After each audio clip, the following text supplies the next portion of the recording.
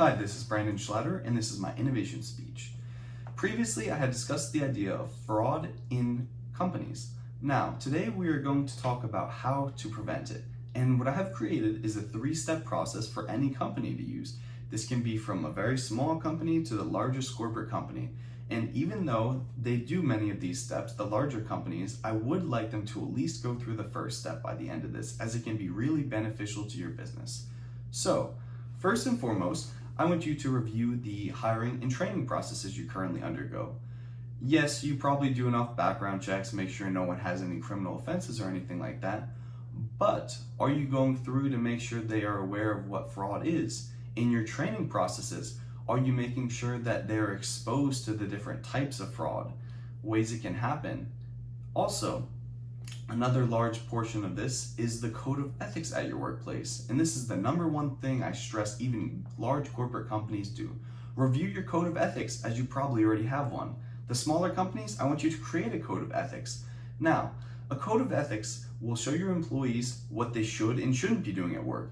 It will also let them know exactly what you expect of them every day.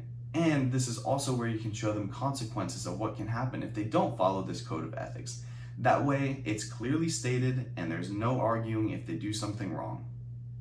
Now, on top of this, I believe anyone who is involved in purchasing, paying bills, depositing checks, anything like that at your business should undergo a fraud training course.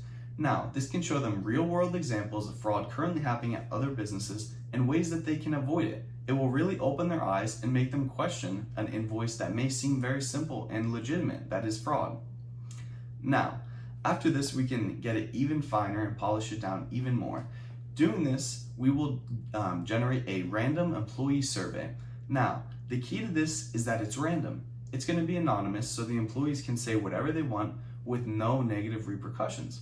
Now, this is going to be done by an outside company, so it is actually anonymous.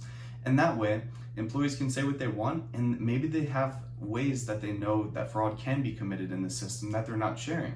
Perhaps someone that they know committed fraud, and this is a way they can say it without their name being connected to that.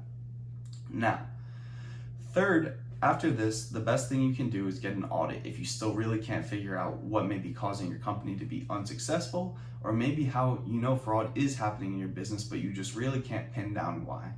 This is where you can come in and let the experts take care of it. Now, audits are usually expensive, but a simple audit can usually cost you as little as $18,000. Sometimes they can range up to $30,000 for a more in-detailed audit, for smaller companies at the least. Larger companies probably pay much more than that for audits. But I strongly encourage the small companies to go under audit every year or two. This will not only benefit you for getting loans from banks, showing that your business is profitable, but they can uncover ways of fraud. And on top of this, it will lower employee chances for committing fraud if they know they're going to be undergoing a regular audit. Now, I really think this 3-step plan can greatly benefit your business. If you're not going to go through the whole process, I strongly encourage you to go through step 1 and create a code of ethics if you don't have one. Review your hiring and training processes, and you can lean down your company's risk of fraud. And here is the note card I used for this.